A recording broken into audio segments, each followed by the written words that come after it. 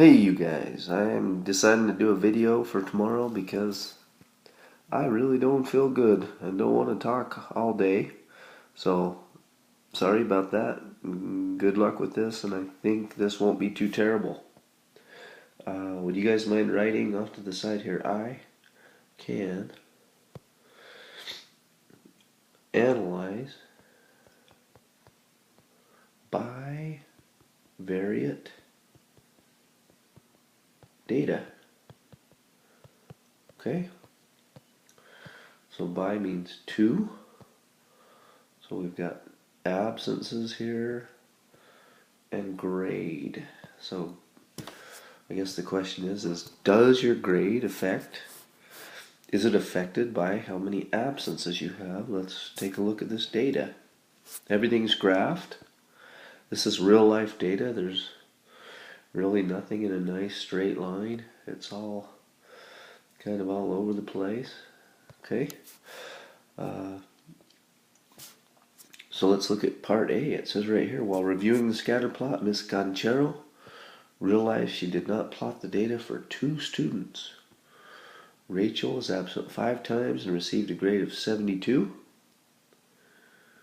Lydia was absent 10 times and got a grade of 55. So let's graph those. Let's graph 5, which I think is going to be about right here. You would think right here, but from 4 to 8 is 6.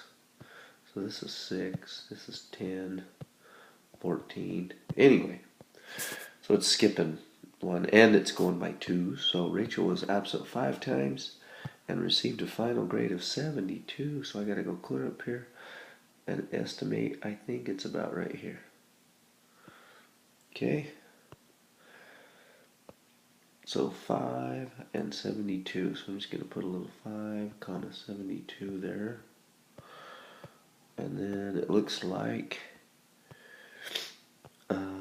Lydia was absent 10 times. And she only got a 55%. So 10, 55. Right there. Okay? So as you look at this data, does it kind of go a general direction? It kind of does, doesn't it? It's kind of going this way. Okay, I can't see that very well. Let me try again. It's kind of going like this. That's called a line of best fit that I just drew, and that wasn't a very good line. I'll move it down just a little to try to follow more points. Okay. So we'll talk about this point in a minute. It's important. Even though these points are far away from the line, they still mean something. 20 absences, 5%. Whew. So I guess if you're absent a lot, you can't do the work, right? So here we go. Let's answer a few more questions, you guys. So what does the circled data point represent? Well, let me look at it. It was right here. It was 12 and 45. 12 and 45. So that must represent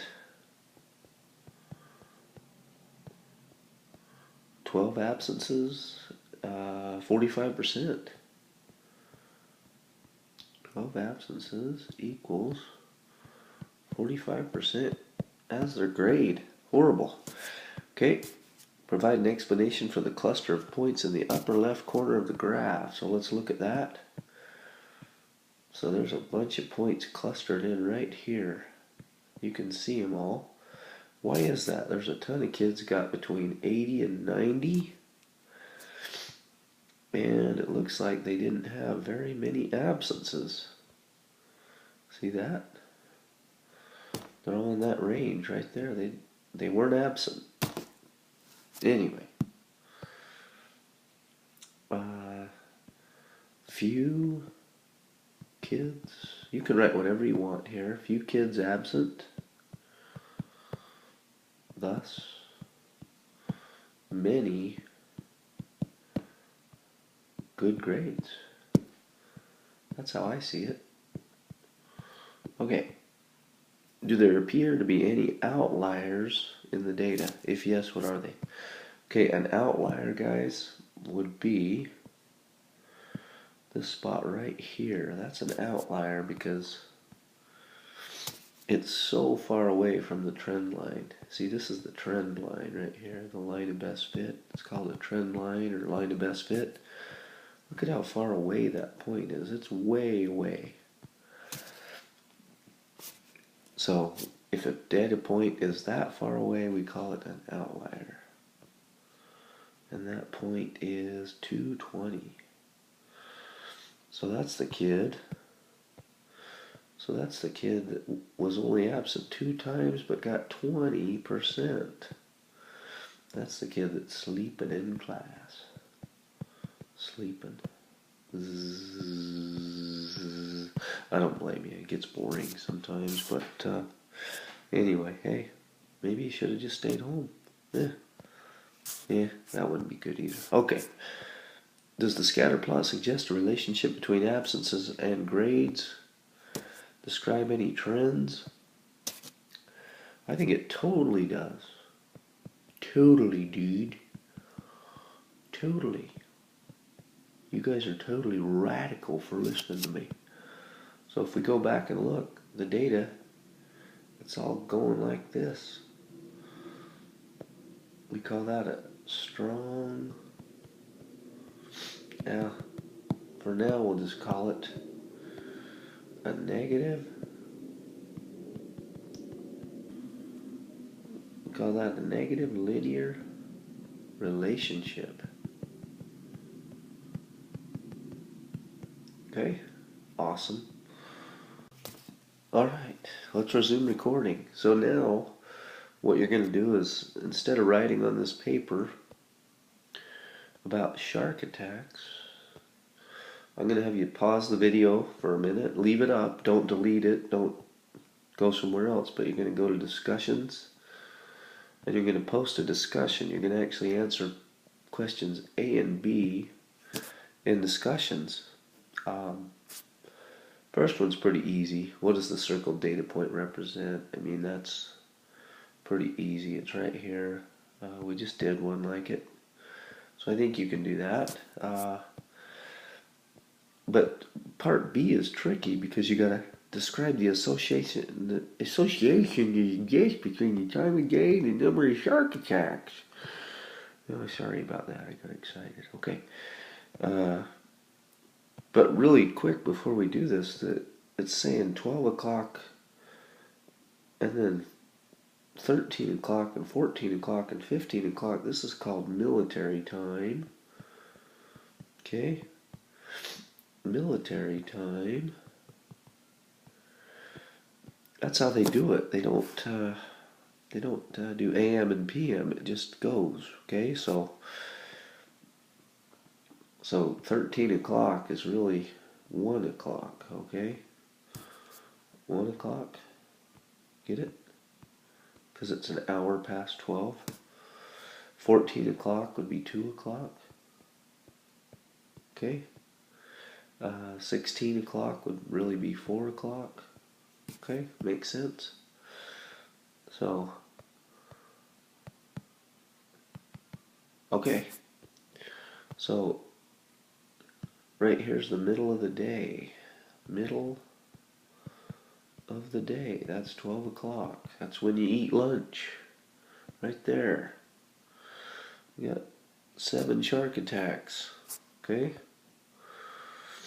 When do we have the most shark attacks? What time of day? Ooh. Quite a few right there. Okay, and then it, so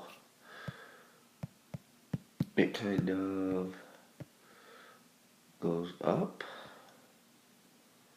and then it goes back down. Why? Why does it do that? Think, you guys. I want to see if you can figure this out. Give a possible explanation as to why the graph is shaped like that. Why do the shark attacks increase up until 16 o'clock, which is 4 o'clock? and then they sharply decline as it gets up to 24 o'clock, which is 12 o'clock at night. Okay. Awesome. You guys are doing great. Okay, let's take a look at this. Well, you better not try it.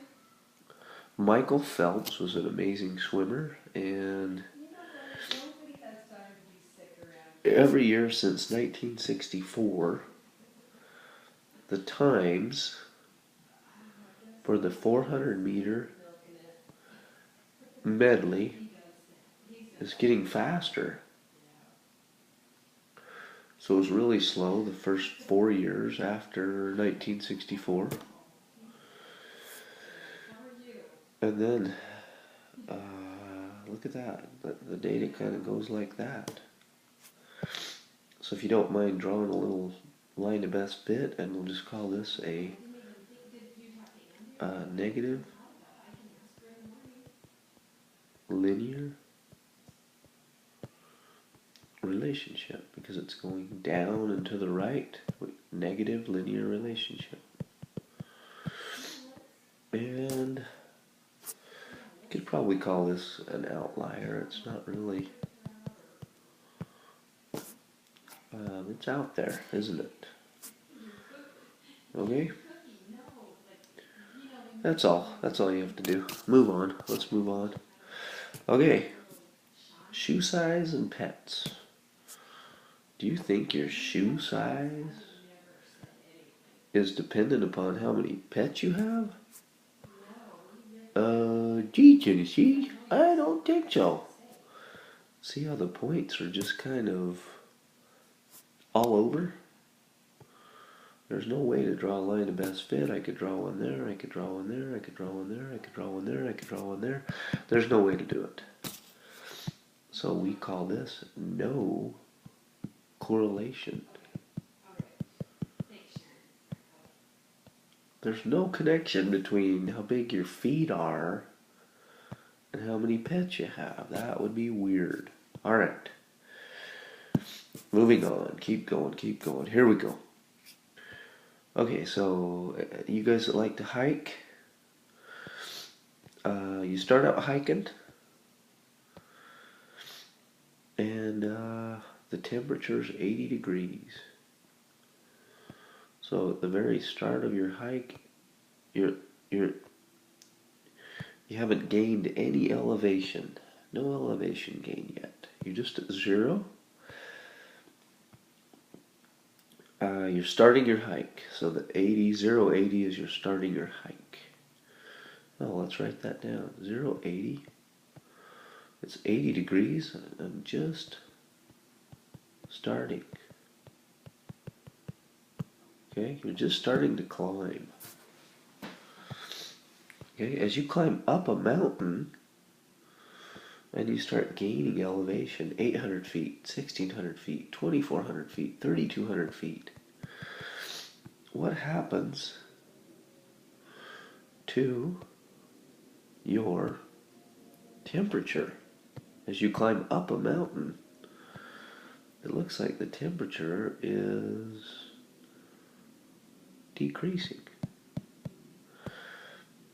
So again, this is just pretty simple. I think you guys get it. This is called and the data points are in a pretty straight line. We would call this a negative. We might even call it a strong negative linear relationship. Okay. Alright. Nice. Oh, we need this point too, Governor. That point is 1600. So I've climbed 1600 feet up the mountain, Charlie. And now the temperature's 70 degrees. So 1600 feet up the mountain, Charlie. 70 degrees. Alright.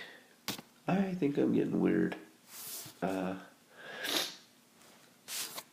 So describe any patterns. Well, there's totally a pattern. I just described it right here. It's a strong negative linear, makes a straight line relationship. And yeah, there's a connection. The higher you go up the mountain, the colder you get.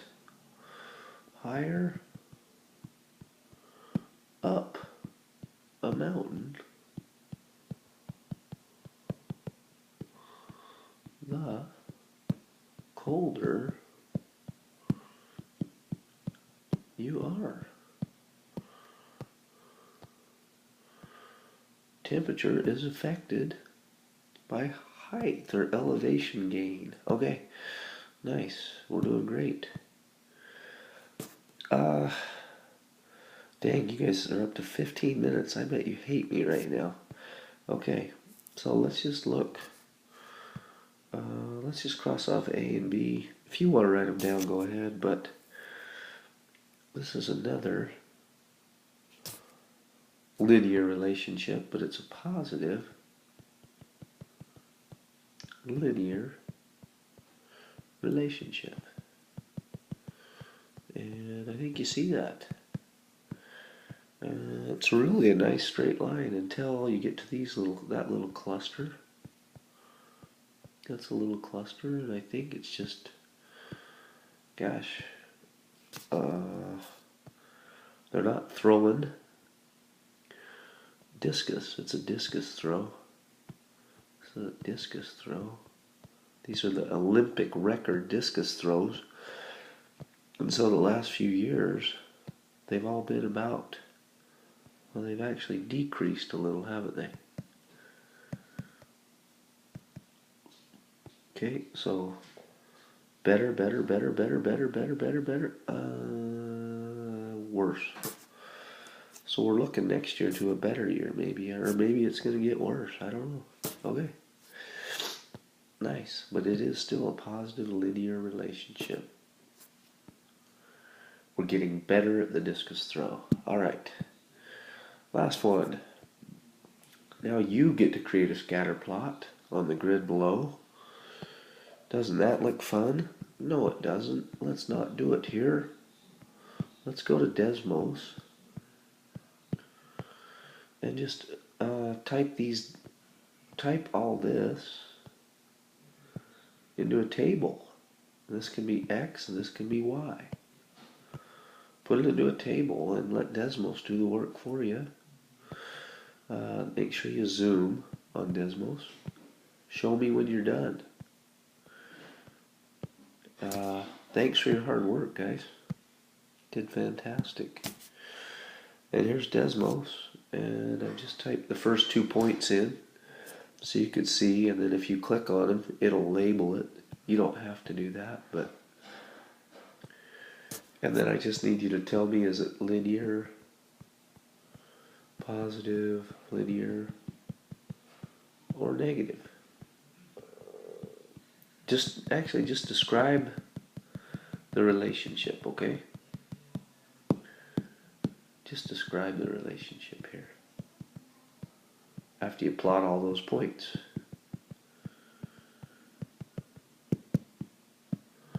Thanks, you guys. Appreciate you listening. Appreciate you doing this so I don't have to talk all day long tomorrow because I really don't feel good. Thank you. You guys are wonderful.